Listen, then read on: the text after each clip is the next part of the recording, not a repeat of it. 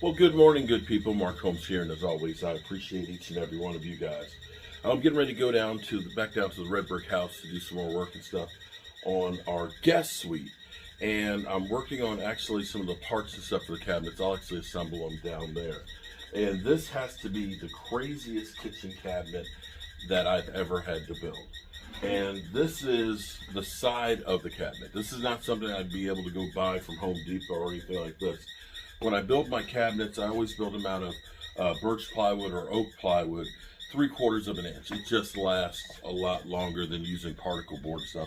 It is more expensive, but some of the kitchens that I built 2007, 2008, they're all still being in use. So I think they actually hold up pretty well.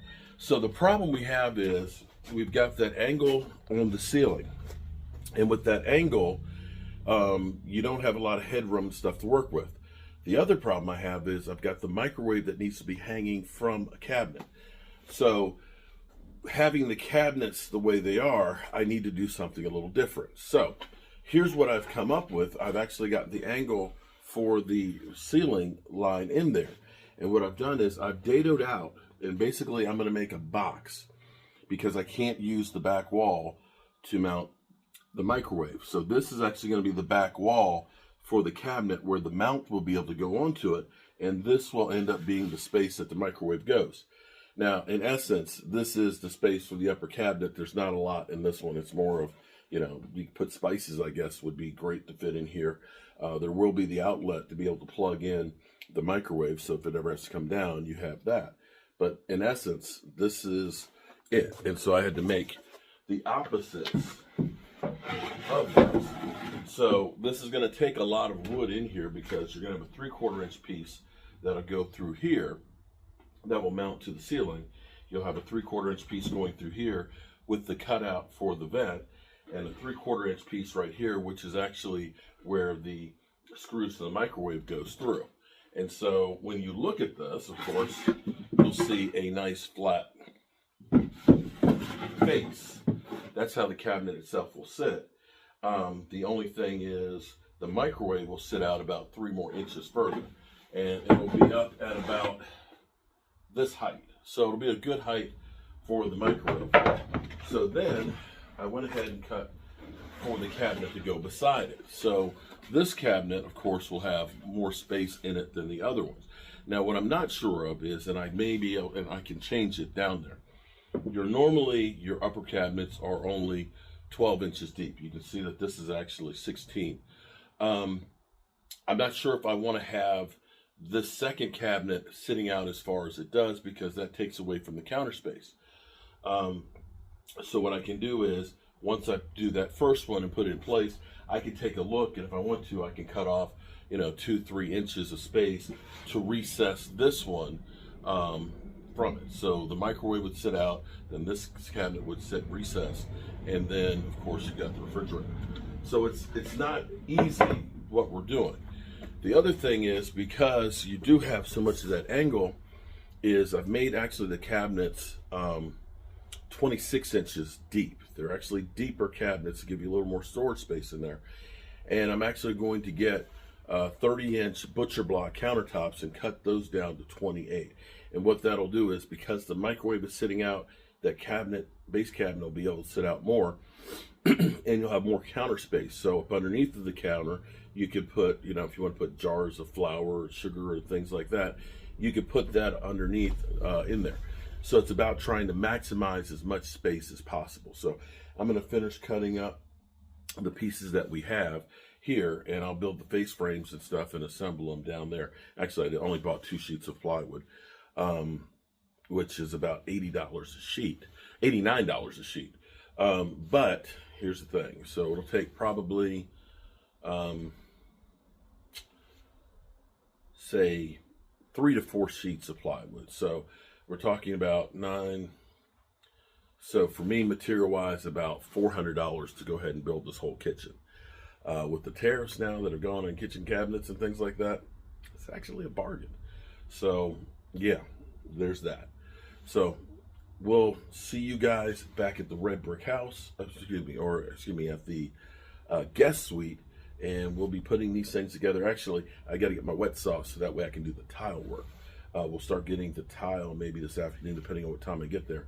Start getting the tile put down on the floor, sand out that kitchen area so we can get that ready for cabinets. And this week will change and look a lot. We will be going, oh, here's the other thing too. A lot of people, butcher block countertops are one of those things that you either love or you hate. I'm actually in love with them. If you notice at the Red Brick House, and we've been using the Red Brick House now for going on 4 years, and the butcher block countertops look great. But here's what I've learned for myself personally.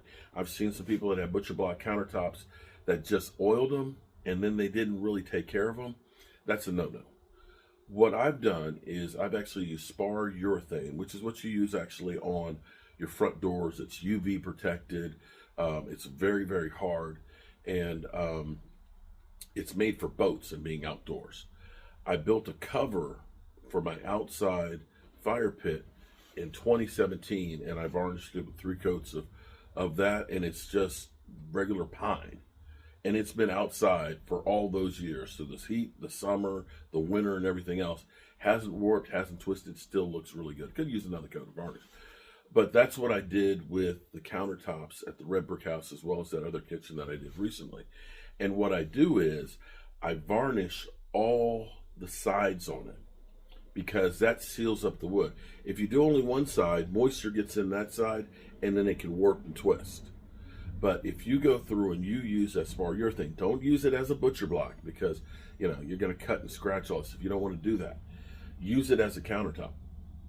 I'm going to be going to Floor Decor. Floor Decor has 5-foot by 30-inch countertops for $129 butcher blocks. So hopefully they have them in stock, because those will be perfect, because I can cut them down to fit exactly how I want to. I'll varnish those with spar urethane, and it'll look really good. And we'll do the cabinets black. We're just going to paint them black. So that's the plan here for our kitchen. And while I'm here, I still have half a sheet of plywood left. Over here, I have the base cabinets, the 3 base pieces. And what I do, because if you remember, that floor is very uneven, is I'll actually cut the kick plate, and we'll end up putting that in there. We'll level that out, and we're basically making the cabinets as boxes that sit on there nice and level. Nice, easy way to do it. As opposed to when you're trying to put the cabinet in and you're cutting the bottom of it and everything, it gets to be a pain. So doing it custom-wise is actually a lot easier and cheaper for me. To get somebody else to try and do what we're doing here probably costs a couple of $1,000. So anywhere I can save some money, I'm going to do it.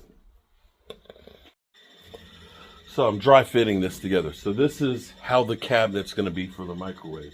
So it's actually a 32-inch cabinet. There's nothing here except for this is where that streamline microwave goes in. And again, because we have the issues with the wall and we have to bring it out where we have the angle, this has to be supporting completely the microwave. You can't use the back wall to support it, which is why we have the 3/4 inch piece there. And this will actually get screwed to the rafters in the top once we put the cross pieces into it. This is a lot of wood in for one cabinet, but it's really critical. And we'll have doors across the front of here, so it'll look nice. There is a little space, like I said, this would be good for being able to put your spices in, or something small. It's again, the further back you go, the more you lose because of the angles. But, every little bit of space counts. The way I kind of look at this space is, if you ever stayed in like a RV, this is kind of like an RV living. So, or a tiny house. But I think this is going to actually work out pretty good.